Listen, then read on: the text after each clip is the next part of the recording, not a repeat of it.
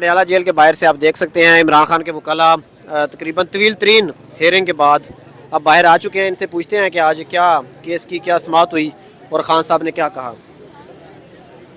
सवाल करने दो।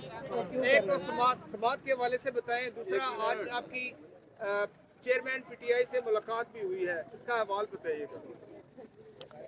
जी, सबसे पहले तो आज जैसे कि आपको मालूम है कि सुबह 9:20 पे आज प्रोसीडिंग्स का आगाज़ हुआ, मगर प्रोसीडिंग्स का इख्तिताम शाम को 4 बजे हुआ है। तो अभी हम 4 बजे आज जेल से हम बाहर निकल रहे हैं और एक के बाद एक गवाह लग ऐसा रहा था जैसे बहुत ज़्यादा प्रेशर है फेडरल इन्वेस्टिगेटिंग एजेंसी पर, प्रोसिक्यूटर्स पर, कि वो इस केस को बहुत जल्दी जो है वो कंक्लूड करें। आज जो सबसे हैरान कुन बात है जो मैं आपको बताना चाहता हूँ वो ये है कि आज जो सरकार ने अपना इस्तगासे में जो गवाह आज पेश किए वो तीनों के तीनों गवाह आए मिनिस्ट्री ऑफ फॉरेन अफेयर्स से, मोफा से, और जबकि इस केस का मुद्दई जो है वो मिनिस्ट्री ऑफ इंटीरियर है। तो आज सबसे पहले तो ये बात सामने आई कि ये जितने इल्ज़ामात हैं साइफर से रिलेटेड, इसमें मिनिस्ट्री ऑफ फॉरेन अफेयर्स कभी भी एग्रीव्ड ही नहीं था और मिनिस्ट्री ऑफ फॉरेन अफेयर्स ने कभी ना तो कोई शिकायत लगाई ना कोई रिमाइंडर भेजा।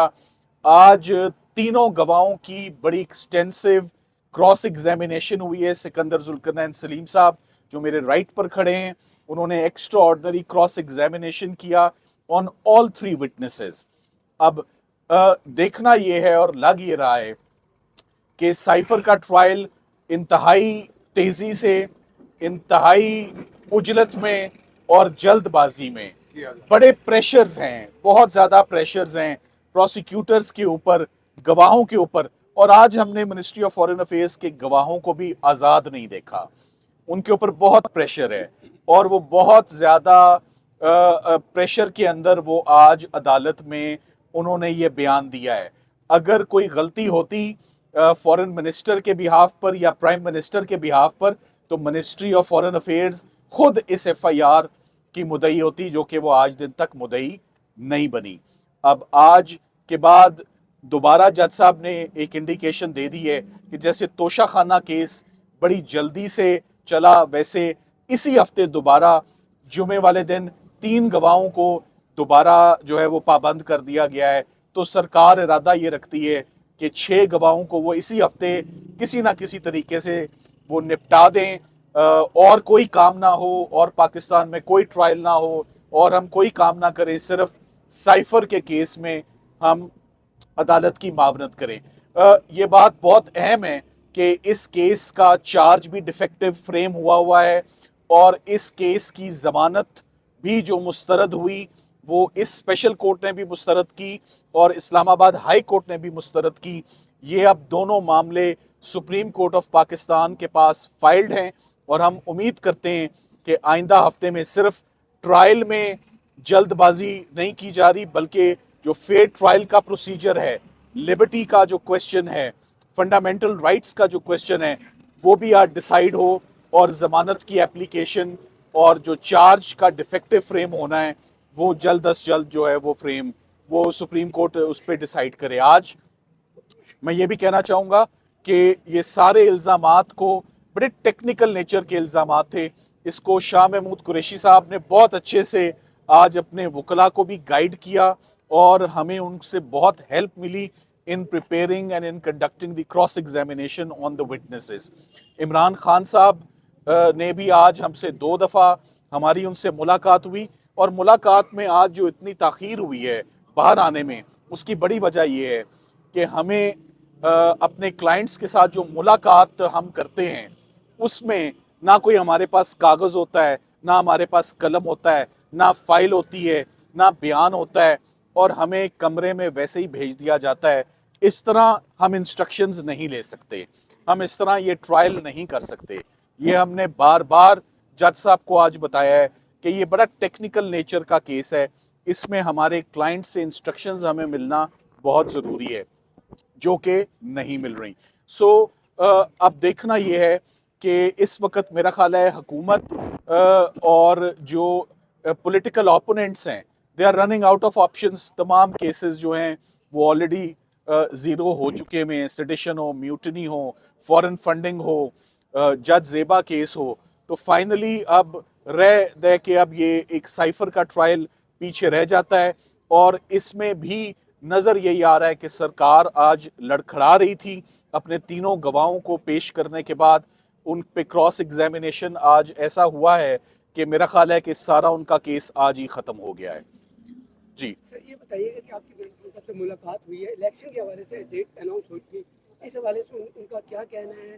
اور آپ نے جو بھی کہا ہے کہ آپ کو آپ نے پچھلی سماعت میں کہا کہ آپ کو جب ملاقات کروائی جاتی ہے تو آپ کو کس چیز سہولت نہیں دی جاتی, اور ایک وکیل نے آپ پر الزام بھی لگایا تھا کہ ان کی ریکارڈنگ بھی کی جاتی ہے. تو یہ بتائیے گا اس حوالے سے الیکشن کے حوالے سے.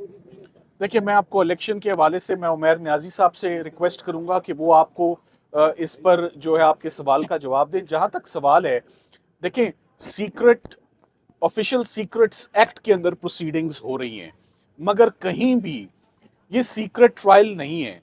آج گواہوں سے جو بھی سوال پوچھا جاتا تھا, میں آپ کو صرف ان کا ایک جواب بتا دیتا ہوں.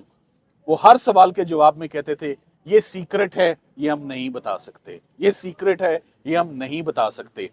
تو جو ہم نے آج دن تک نہ کوئی ایسا قانون پڑھا, نہ کوئی ایسا کیس پڑھا, نہ کوئی ایسی سزا پڑھی جس میں سرکار کے گواہ کہیں کہ یہ تو سیکرٹ ہے, یہ ہم نہیں بتائیں گے. سو پورے کا پورا کیس کی آج کی جسٹ یہی ہے کہ کیس از اے سیکرٹ. الزام کیا ہیں, ڈاکیومنٹس کیا ہیں, وہ ہم بتانے سے وہ قاصر ہیں. اور اس میں اس تمام ایشو کو ہم نے سپریم کورٹ آف پاکستان کے آگے اٹھا رکھا ہے.